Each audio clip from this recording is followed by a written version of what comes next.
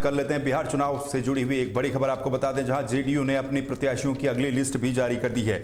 JDU ने अपने प्रत्याशियों की दूसरी लिस्ट ये जारी की है, जिसमें लोकहा से सतीश शाह, पिपरा से रामविलास प्रत्याशी होंगे। जेडीयू की दूसरी लिस्ट में 44 उम्मीदवारों के नाम शामिल हैं। बिहार चुनाव जहां पर जेडीयू ने प्रत्याशियों की अपनी दूसरी लिस्ट जारी कर दी है और उस दूसरी लिस्ट में 44 प्रत्याशियों के नाम शामिल हैं, जिसमें वाल्मीकि नगर से धीरेन्द्र प्रताप जेडीयू के प्रत्याशी होंगे, सुपौल से विजेंद्र प्रसाद जेडीयू के प्रत्याशी होंगे, लोकहा से सतीश शाह, पिपरा से रामविलास जेडीयू के प्रत्याशी होंगे। तो बिहार विधानसभा चुनाव में इस समय लगातार जो राजनीतिक दल है उनकी तरफ से अपने अपने प्रत्याशियों को लेकर के स्थितियां साफ की जा रही है। बीजेपी तीनों लिस्ट जारी कर चुकी है और तीनों लिस्टों के साथ बीजेपी पूरी की पूरी 101 की 101 विधानसभा सीटों पर अपने प्रत्याशियों के नामों का ऐलान कर चुकी है। इसी बीच अब जेडीयू ने भी अपने प्रत्याशियों की 44 नाम इस लिस्ट में शामिल है। ये दूसरी लिस्ट प्रत्याशियों की जारी की है।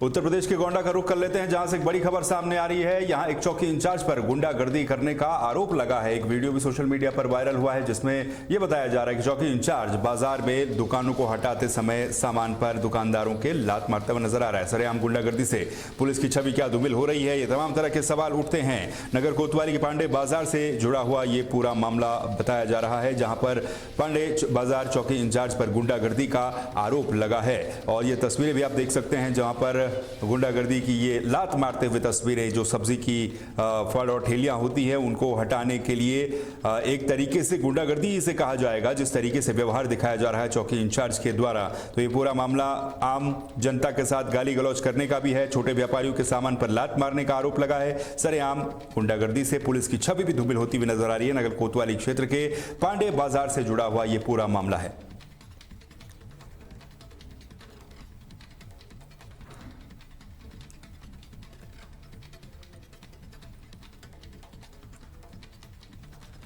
जौनपुर से बड़ी खबर है, जहां पर एक अस्पताल में प्रसव के समय एक महिला की तबीयत बिगड़ गई, जिसके बाद उसकी मौत हो गई। ये दुखद खबर सामने आई है। महिला को हायर सेंटर रेफर किया गया डॉक्टरों के द्वारा, लेकिन हायर सेंटर रेफर करते वक्त रास्ते में ही महिला ने दम तोड़ दिया।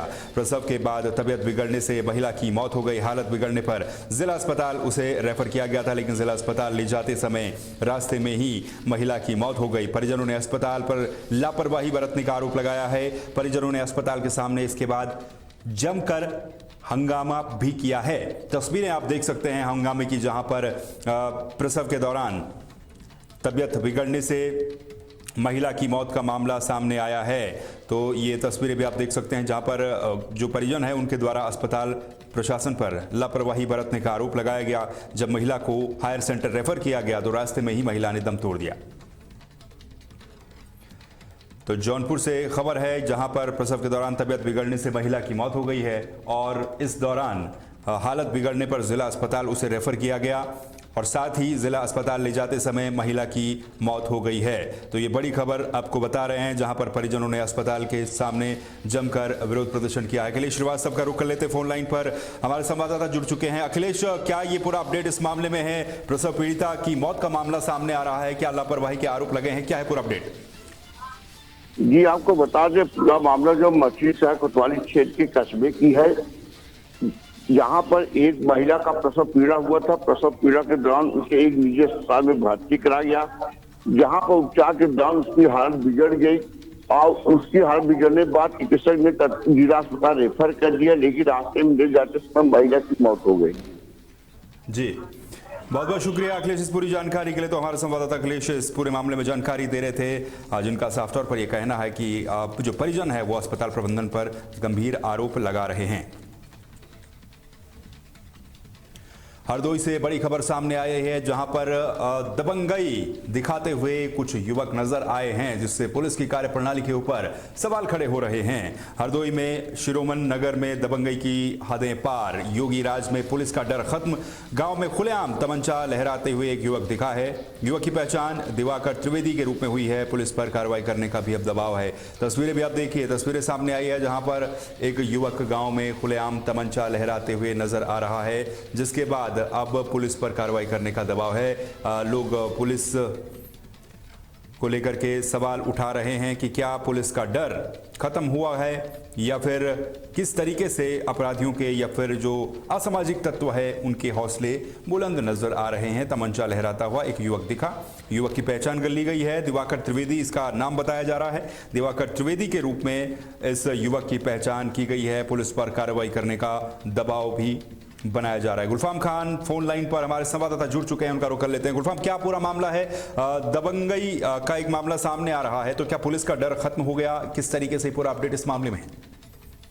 जी बिल्कुल, आपको बता दूं, सोशल मीडिया पे एक वीडियो वायरल हो रहा है जिसमें एक दबंग युवक हाथ में तमंचा लेकर गांव में घूम रहा है, लोगों को धमका रहा है। आपको बता दूं, वायरल वीडियो जो है वो बेटागुल थाना क्षेत्र के सुरमन नगर का बताया जा रहा है, जिसमें एक युवक जो है हाथ में तमंचा लेकर घूम रहा है और कहीं ना कहीं एक पूरा सवाल जो है वो सिस्टम और पुलिस प्रशासन के ऊपर खड़ा हो रहा है। आखिर योगी राज में दबंग कैसे ये तमंचा लेके घूम रहा है, तो कहीं ना कहीं एक बड़ा सवाल है और पुलिस के ऊपर भी सवाल खड़ा हो रहा है। जी बिल्कुल, पुलिस के ऊपर भी सवाल खड़ा होता है। बहुत बहुत शुक्रिया गुलफाम इस पूरी जानकारी के लिए।